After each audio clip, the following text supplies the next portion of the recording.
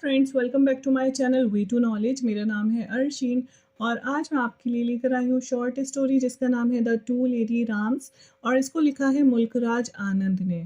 मुल्कराज आनंद की अगर हम बात करें, 1905 में पेशावर में इनका जन्म हुआ था और उस टाइम इंडिया पाकिस्तान क्योंकि एक ही कंट्री थी and he was died on 28 सितंबर 2004 इन पुणे, महाराष्ट्र। बहुत ही बड़े राइटर थे और इन्हें बहुत अवार्ड्स भी मिले थे, जैसे कि साहित्य academy award, Padma Bhushan, international peace prize. इनके कुछ नोटेबल वर्क हैं जैसे कि कूली, अनटचेबल। और इनकी स्टोरीज में हमें क्या होता था कि पूरा सोशल एक बैकग्राउंड जानने को मिल जाता था। शॉर्ट स्टोरी लिखा करते थे एंड हमें काफ़ी कुछ जानने को मिल जाता था उस टाइम के एरिया के बारे में। सो सेम इसी स्टोरी में होने वाला है। चलिए स्टार्ट करते हैं।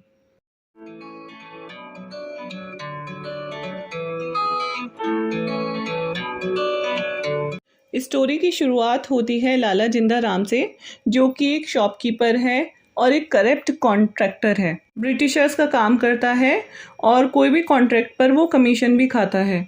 उसकी एक वाइफ है जिसका नाम है सुखी, जो कि अराउंड 50 ईयर्स ओल्ड है और वो बैरन है, लाइक उसकी कोई बेबी नहीं हो सकता है। और इसी वजह से लाला जिंदा राम एक दूसरी शादी कर लेता है शकुंतला से, जो कि उससे ऑलमोस्ट 25 ईयर्स ओल्ड यंगर थी।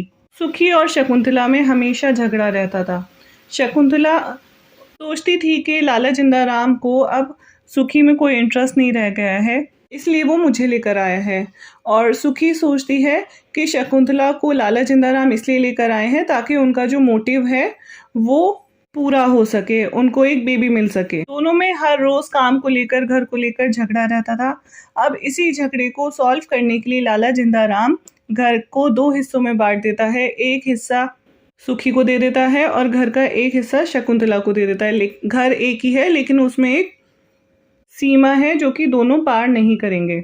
और दूसरा काम वो ये करता है कि एक दिन वो अपनी वाइफ सुखी के साथ रहेगा और एक दिन वो शकुंतला के साथ रहेगा। तो बहुत ही अच्छा चल रहा होता है सब स्मूथली और कोई झगड़ा भी नहीं होता है फिर। लेकिन एक बार सुखी क्या करती है, वो शकुंतला के पास जाती है और उन दोनों में कोई नोक झोंक हो जाती है। तो इस पर लाला जिंदा राम सुखी को जोर से डांटते हैं और कहते हैं, ये मेरा घर है, जैसा मैं कहूँगा वैसा ही होगा, तुम अपने ही हिस्से में जाओ। तो इस पर सुखी कहती है, तुम ये सब कैसे भूल सकते हो? मेरे ही जहेज में 1 लाख रुपए जो आए थे उसी से तुम इतने बड़े इंसान बने हो, उससे पहले तुम कुछ भी नहीं थे। और इस शकुंतला के लिए तुम मुझे डांट रहे हो? है ही क्या इसके पास, सिर्फ गोरा रंग और एक घमंडी नाक। फिर उसके कुछ दिन बाद क्या होता है, ब्रिटिशर्स के थ्रू लाला जिंदा राम को एक अवार्ड मिलने जा रहा है जिसका नाम है द नाइटहुड अवार्ड। और इस अवार्ड को मिलने के बाद लाला जिंदा राम के नाम के साथ सर लाला जिंदा राम लग जाएगा। सब उसको साहब कह के बुलाने लगेंगे। और जिसके लिए एक छोटी सी गार्डन पार्टी होने जा रही है और इसके लिए इनविटेशन आया है मिस्टर जिंदा राम को एंड मिसेस जिंदा राम को। लेकिन प्रॉब्लम अब ये यहाँ पर ये होती है कि मिस्टर लाला जिंदा राम की तो 2 वाइफ हैं। अब वो किसको लेके जाए अपने साथ, क्योंकि सिर्फ एक ही वाइफ को बुलाने के लिए इनविटेशन आया है। अब लाला जिंदा राम बहुत परेशान है कि वो किस वाइफ को अपने साथ लेके जाए।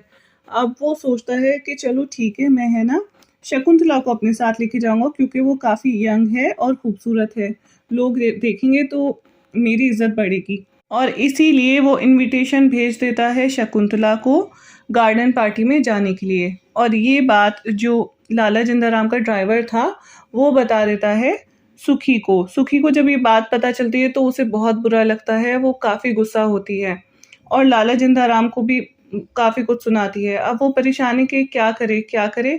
फिर वो गवर्नर के पास जाता है, जो ब्रिटिश में गवर्नर थे उनके पास जाता है, लेकिन गवर्नर उससे नहीं मिलता है क्योंकि लाला जिंदा राम के पास कोई पास नहीं था गवर्नर से मिलने के लिए।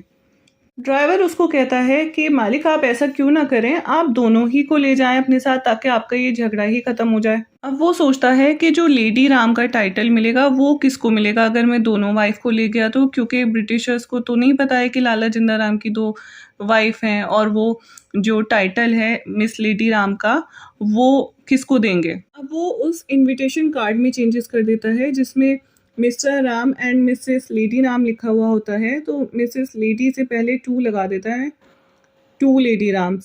सो इस तरह से वो इनविटेशन कार्ड में एडिटिंग कर देता है और उस अपनी दोनों वाइफ्स को साथ ले जाता है। दोनों ने बहुत ही खूबसूरत साड़ी पहनी हुई थी और उन साड़ियों की बहुत तारीफ होती है। वो लोग पार्टी बहुत एंजॉय करते हैं और उनको भी टाइटल मिल जाता है द टू लेडी राम्स का, और यहीं पे ये स्टोरी खत्म हो जाती है और इसी वजह से इसका टाइटल भी रखा गया है द टू लेडी राम्स।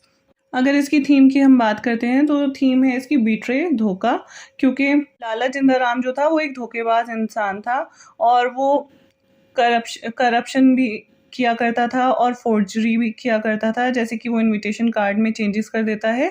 उसके लिए बहुत ही आसान काम था। थोड़ा सा डिस्कस कर लेते हैं इस स्टोरी के बैकग्राउंड को।